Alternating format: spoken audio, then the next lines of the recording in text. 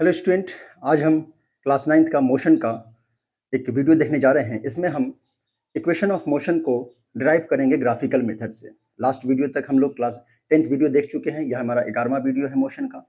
और last video में हम लोग एसटी ग्राफ, वीटी ग्राफ तक पहुंच चुके थे। वीटी ग्राफ का एनालिसिस किए थे। और चूंकि हम जब इक्वेशन ऑफ मोशन को प्रूफ करते हैं ग्राफिकल मेथड से, तो उसमें वीटी ग्राफ का जरूरत पड़ता है स्लोप के बारे में। इसलिए हम लोग लास्ट वीडियो तक वीटी ग्राफ के बारे में सबसे पहले देखे थे।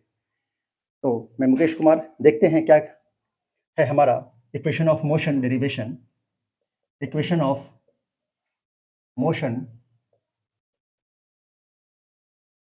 Bye graphical method, by graphical method. सबसे पहले हम एक वीटी ग्राफ ड्रॉ करते हैं, क्योंकि सबसे पहले हम इक्वेशन ऑफ मोशन में v is equal to u plus a t को देखेंगे। उसके बाद second equation of motion s is equal to u t plus half a t square को देखेंगे। और उसके बाद हम लोग v square is equal to u square plus 2s देखेंगे। अब v is equal to u plus a t है, तो सबसे पहले हम वीटी ग्राफ प्लॉट करते हैं। ये हमारा वीटी ग्राफ है,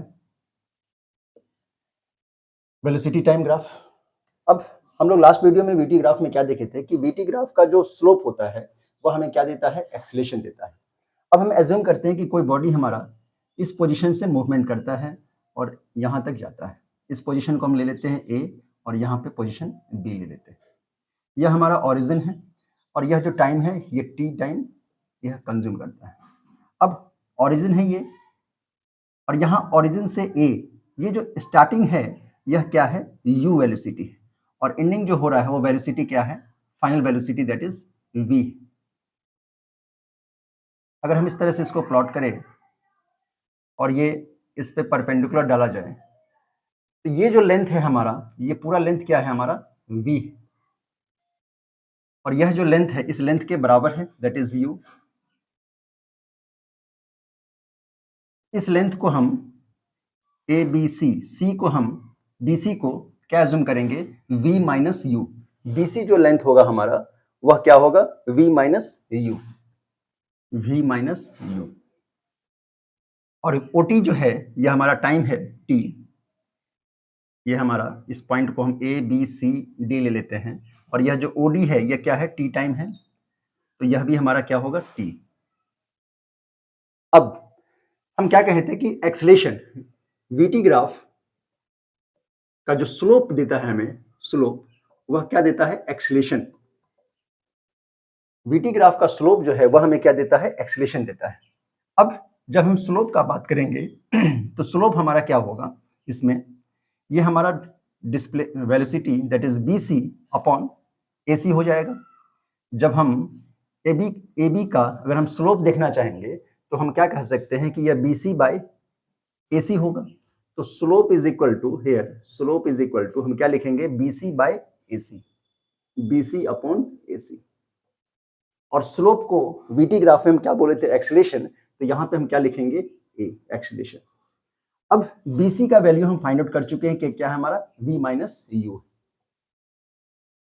और AC जो है वो हमारा क्या है, टाइम। तो यहां से अगर हम क्रॉस मल्टीप्लीकेशन करते हैं तो AT is equal to V minus u, that is V is equal to U plus AT। इस तरह से फर्स्ट इक्वेशन ऑफ मोशन हमारा ग्राफिकल मेथड से प्रूफ हुआ, V is equal to U plus AT। अब सेकेंड जो है वह हमारा S is equal to UT plus half AT square. क्या है, S is equal to u t plus half a t square. इसे देखते हैं फिर से। वीटी ग्राफ में हम लोग क्या जानते हैं वीटी ग्राफ के बारे में, कि area under VT graph gives displacement. क्या देता है हमें, वो डिस्प्लेसमेंट देकर के जाता है कि वीटी ग्राफ के अंदर में ये जो ए बी जो प्लॉट हुआ, ए बी, ए पोजीशन से बी पोजीशन तक जो बॉडी का जो मूवमेंट है, और इसके अंडर में एरिया कौन सा है, ये पोजीशन है पूरा। तो ये जो एरिया हमें देगा वह एरिया हमें क्या निकाल करके देगा, फाइनली डिस्प्लेसमेंट। तो हम यहाँ पे इस एरिया को A B D O, area of A B D O हम कैसे फाइंड कर सकते हैं? तो यहाँ पे हम ए बी डी ओ के बारे में देखेंगे तो क्या हम एरिया के बारे में कह सकते हैं कि यह एक रेक्टेंगल शेप का है ओ डी सी ए, और ए सी बी यह हमारा एक राइट एंगल ट्रायंगल है।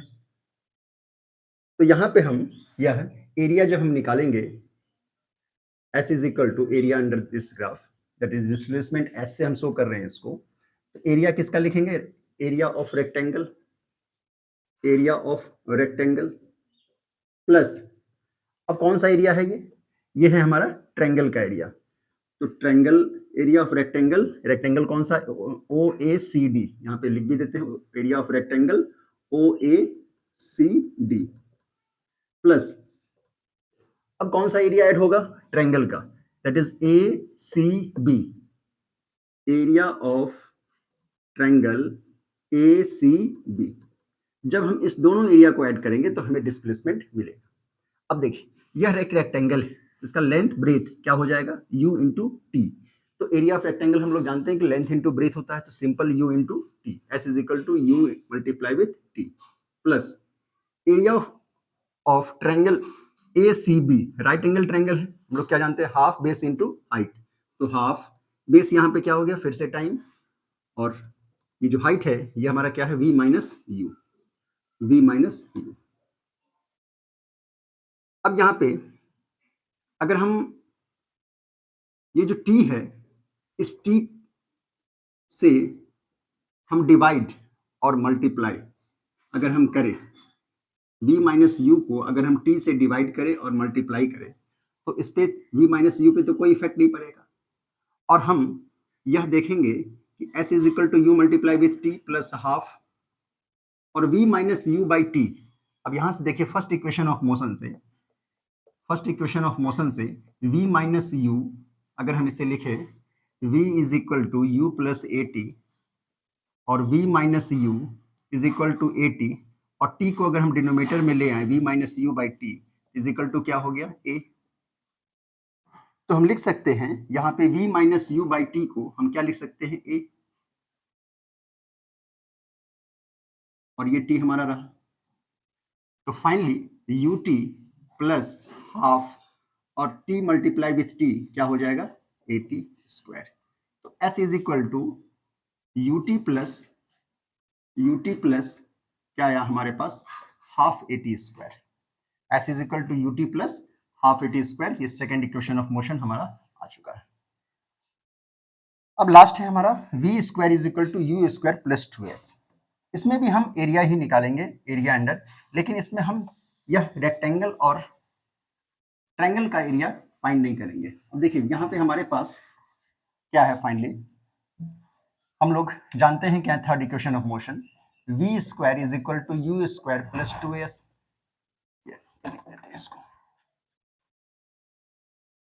थर्ड इक्वेशन ऑफ मोशन हमारा क्या है? v square is equal to u square plus 2s। यह हमें फाइंड करना है।